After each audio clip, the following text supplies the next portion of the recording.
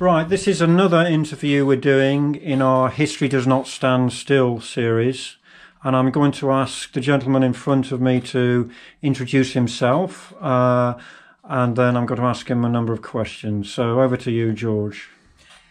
Thank you, Mark. My name is Reverend George Mwaura.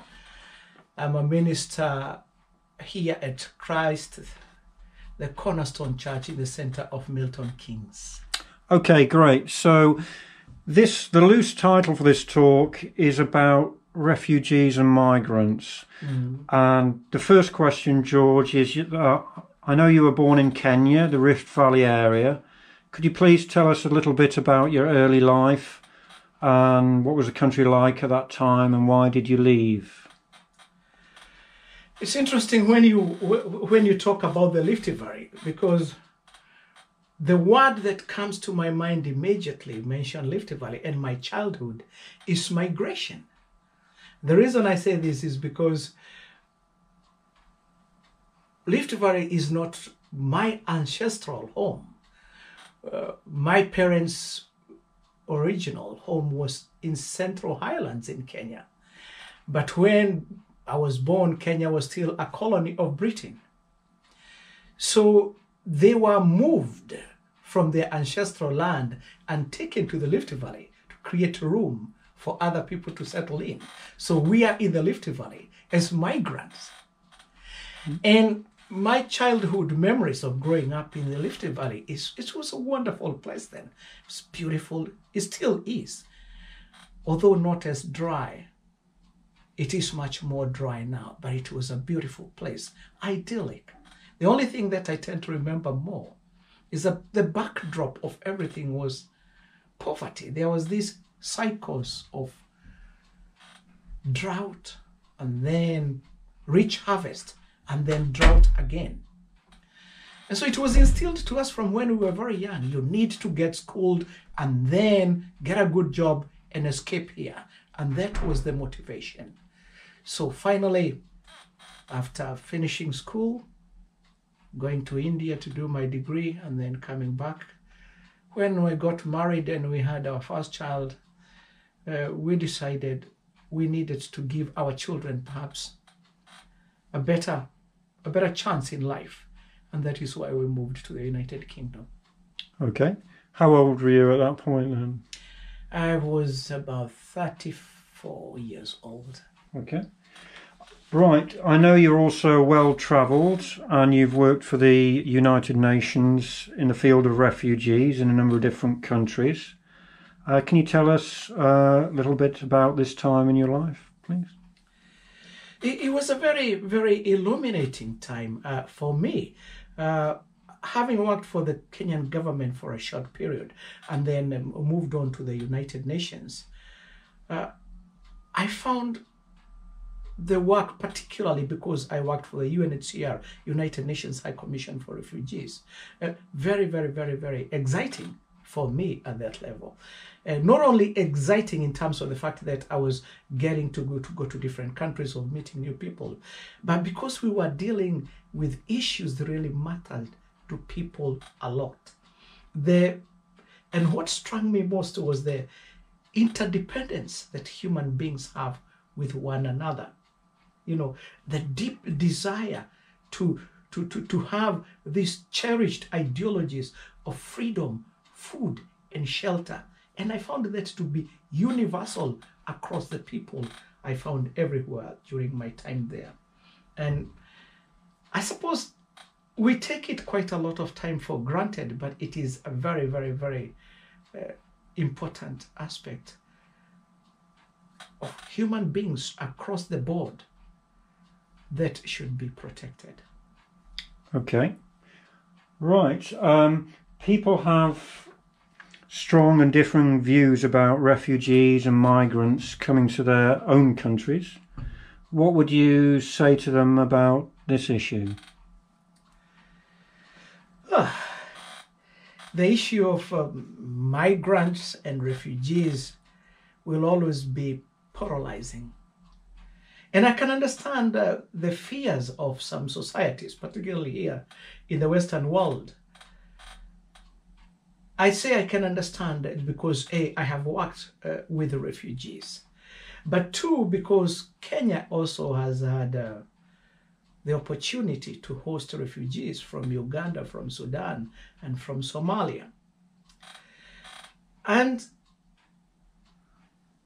I can understand the fears that some nations may have, particularly when it comes to the issue of security. Mm-hmm. But to a large extent, migrants are not to be feared.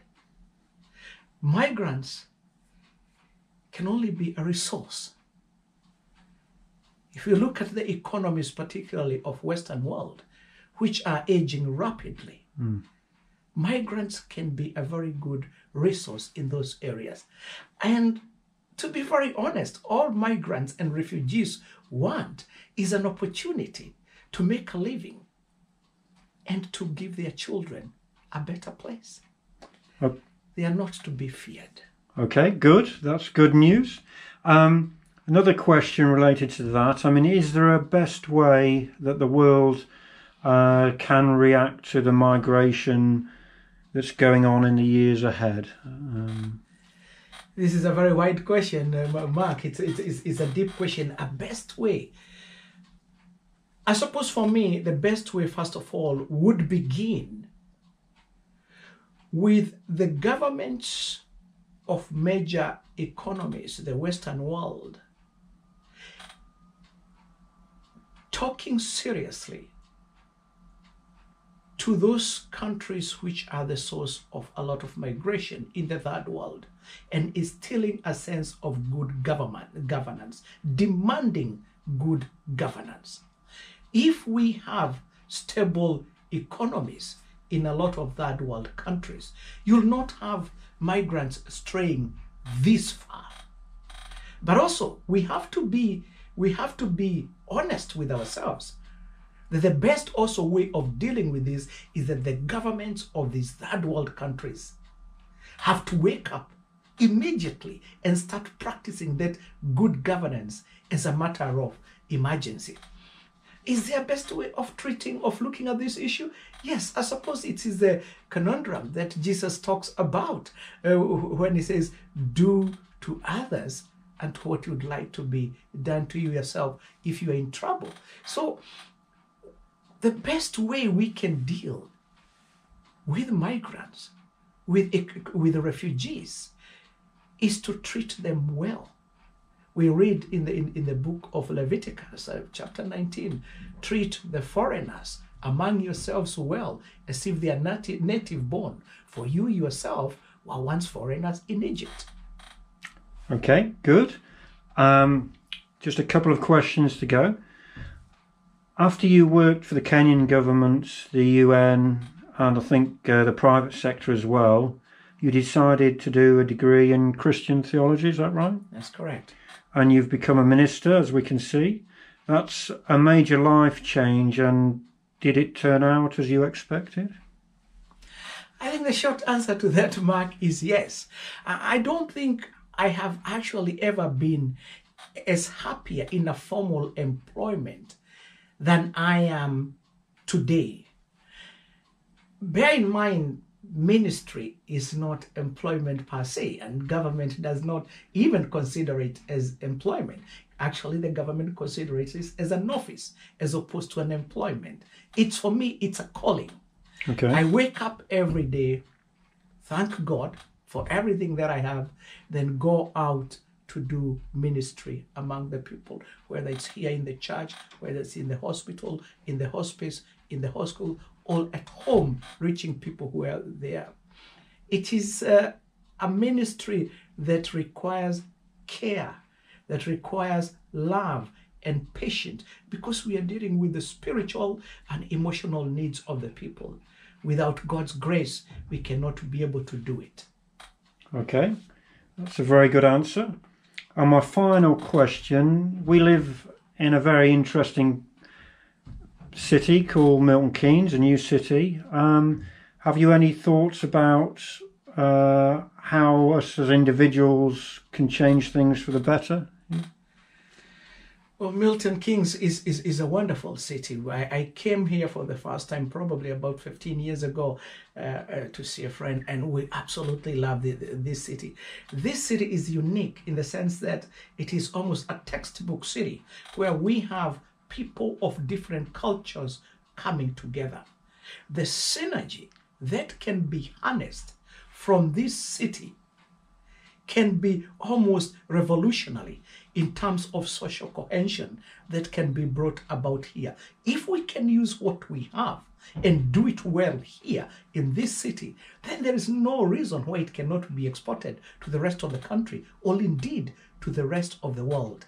This is a unique city where all these cultures, diverse and rich cultures, can teach everybody else something. Yes, I mean, I agree. It's a very interesting place to live. Thanks very much for your answers, and thanks a lot. Thank you very much, Mark.